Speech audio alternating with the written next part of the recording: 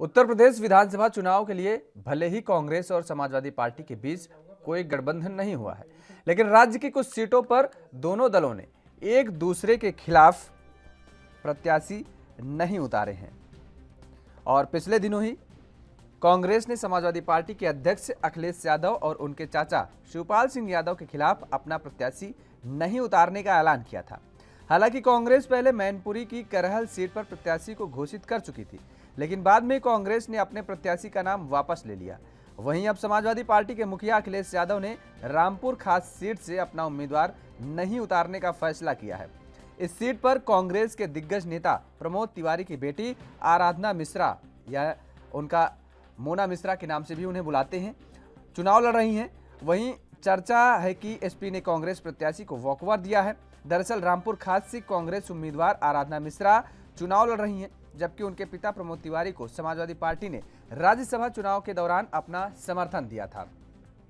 पिछले दिनों ही कांग्रेस ने एसपी प्रमुख अखिलेश यादव और शिवपाल सिंह यादव के खिलाफ प्रत्याशी नहीं उतारने का फैसला किया था, जिसके बाद अब एसपी भी रामपुर खास से प्रत्याशी नहीं उतारेगी। वहीं इसी तरह पूर्व सांसद प्रमोद तिवारी ने कुछ माह पूर्व हुए जिला पंचायत अध्यक्ष पद के चुनाव में राजा भैया की पार्टी जनसत्ता दल लोकतांत्रिक के प्रत्याशी को समर्थन दिया था, लिहाजा उन्होंने भी मोना मिश्रा के खिलाफ प्रत्याशी नहीं उतारने का फैसला किया है।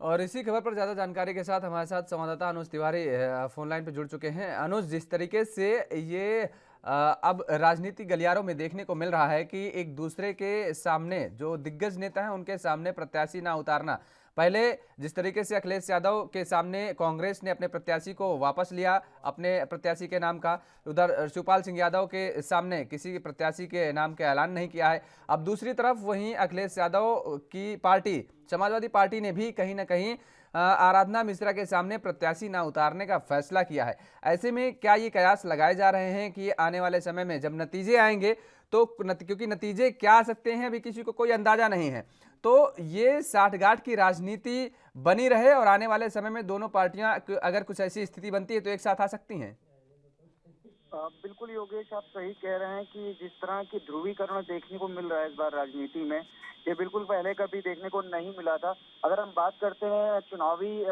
समर की, तो देखिए लोकसभा का जब चुनाव हुआ था तो लोकसभा के चुनाव में प्रधानमंत्री नरेंद्र मोदी जो प्रमुख दावेदार थे भारतीय जनता पार्टी के लिए, केंद्र सरकार के लिए, तो उस समय पर अगर देखा गया तो देखा जाए कि सभी पार्टियां एक हो गई थी। उनका सिर्फ एक ही नारा था कि सब एक हो जाए और किसी भी तरह से बीजेपी को दोबारा सत्ता पर नहीं लाना है। ये प्रयास पिछली बार जो अभी लोकसभा चुनाव हुए थे उसमें हम लोगों ने देखा था। वही स्थितियां इस बार विधानसभा चुनाव में देखने को स्पष्ट मिल रही हैं कि जो पार्टियां होती थी वो अब एक दूसरे के खिलाफ अगर अपने प्रत्याशी खड़ा कर देती थी तो वहां का जो वोट बैंक हुआ करता था वो वोट बैंक बिगड़ जाता था, क्योंकि वो बट जाता था। जो भी जातीय लोग होते थे वो कहीं ना कहीं 3 लोगों में बढ़ जाते थे या 2 लोगों में बढ़ जाते थे, जिससे किसी एक व्यक्ति की जीत सुनिश्चित हो जाया करती थी। लेकिन जो इस बार देखा गया है, देखिए पिछले अगर हम विधानसभा चुनाव की अगर बात करते हैं तो विधानसभा चुनाव में पिछली बार सपा के साथ कांग्रेस ने गठबंधन किया था, जिस कहीं ना कहीं लाभ कांग्रेस को तो कम लेकिन सपा को ज्यादा देखने को मिला था। वहीं पर बसपा के साथ भी ऐसी देखने को चीजें मिली,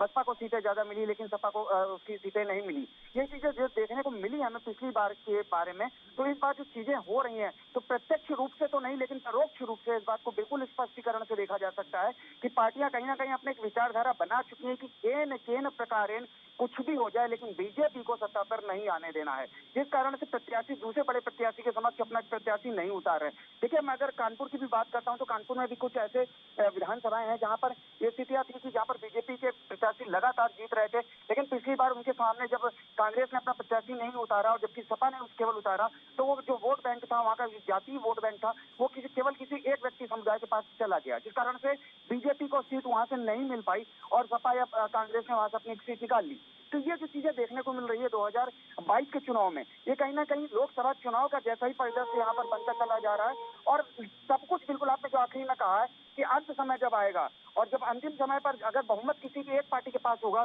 तो सारी पार्टियां उसी में समावेश कर लेंगी और सरकार में बने रहने की पूरी कोशिश करी जाएगी। अनुज, लेकिन जिस तरीके से इन पार्टियों के द्वारा कि हम आपका साथ दें, आप हमारा साथ दें और जो ये कहें सियासी घराने हैं, जो दिग्गज सियासी घराने हैं, उनके घर में, उनके घर से सत्ता, यानी क्या सत्ता की कुर्सी चाहे एमएलए की हो या एमपीएस की हो, किसी भी तरीके से जाने ना पाए। ये अगर देखा जाए तो क्या स्वास्थ्य राजनीति के लिए बेहद अनुकूल फिट बैठता है? क्योंकि ये तो वही चीज़ हो गई ना कि हमारी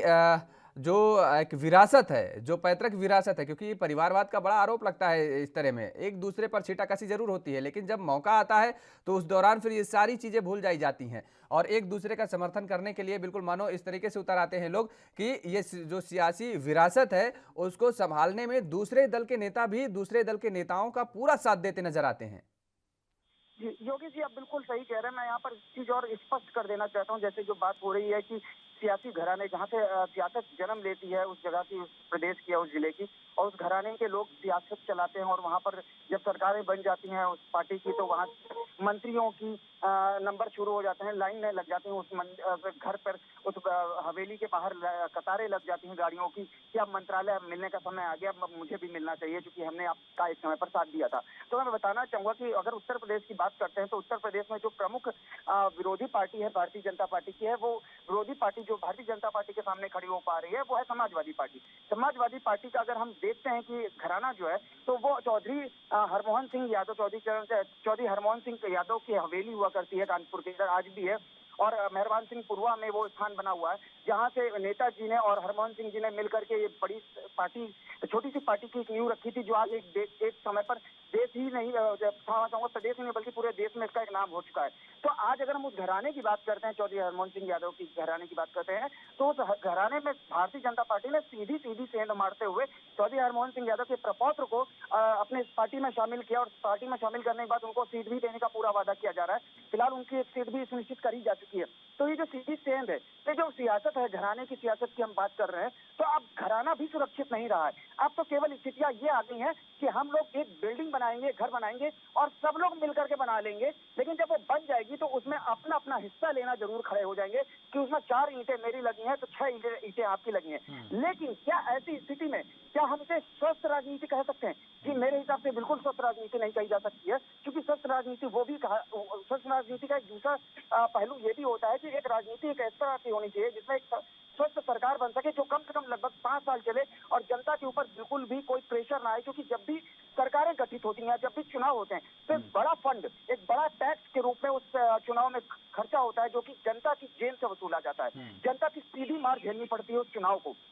अगर स्वस्थ राजनीति होगी तो 5 साल चलेगी, जब 5 साल चलेगी तो जनता अगले 5 साल के लिए फिर तैयार हो चुकी होगी। लेकिन जब अगर इस तरह की राजनीति होगी कि जो साल 2 साल बाद फिर आपसी कला होगी, पता चला 2 दल टूट करके उस दल में चले गए, 4 दल टूट के उस दल में चले गए और नतीजन ये हुआ कि सरकार गिर गई और फिर से वापस चुनाव कराने की स्थितियां उत्पन्न हुई। ऐसे में सीधा लोड जो पड़ता है वो सीधे जनता की जेब में पड़ता है, आम जनता के ऊपर पड़ता है। तो जनता इस बार जो है वो बहुत ज्यादा सक्रिय है, बहुत ज्यादा एक्टिव है। हम देख रहे हैं पिछले 2012 के चुनाव को भी देख रहे हैं, जनता ने जिस सरकार को चुना वो लगभग 5 साल की सरकार रही। फिर 2017 के चुनाव को भी हमने देखा, जनता ने उसी सरकार को चुना जो 5 साल सरकार चला पाई। अब 2022 में भी क्या जनता इसी तरह की चीजों को आगे ले जा पाएगी, ये तो फिलहाल समय ही बताएगा। लेकिन ये स्वस्थ राजनीति का दायरा में नहीं रखा जा सकता है कि जहां केवल सरकार बनाने पे आदमी हर उस तरह की स्थितियों पर खड़ा उतर जाए कि नहीं मुझे इन प्रकार सब कुछ करना है लेकिन मुझे सरकार बनानी है। लेकिन ये इस बात की कौन पुष्टि कर पाएगा या कौन इस बात की जिम्मेदारी ले पाएगा? क्या वो सरकार 5 साल चल पाएगी या 5 साल के पहले ही धड़ाम हो जाएगी और सीधी लोड और सीधा जो भार होगा वो जनता के जेबों में जाकर के गिरेगा? बिल्कुल, चलिए बहुत बहुत शुक्रिया तमाम सारी जानकारी देने के लिए। हमारे साथ अनुज तिवारी जुड़े हुए थे, जिस तरीके से उन्होंने बताया। और उत्तर प्रदेश चुनाव के लिए भले ही कांग्रेस और समाजवादी पार्टी के बीच कोई गठबंधन नहीं हुआ है, लेकिन राज्य की कुछ सीटों पर दोनों दलों ने एक दूसरे के खिलाफ प्रत्याशी नहीं उतारा है। और पिछले दिनों जिस तरीके से कांग्रेस ने समाजवादी पार्टी के अध्यक्ष अखिलेश यादव और उनके चाचा शिवपाल सिंह यादव के खिलाफ अपना प्रत्याशी नहीं उतारने का ऐलान किया था, वैसे ही अब समाजवादी पार्टी ने रामपुर खास में भी आराधना मिश्रा के सामने कोई प्रत्याशी, समाजवादी का कोई भी प्रत्याशी न उतारने का फैसला किया है।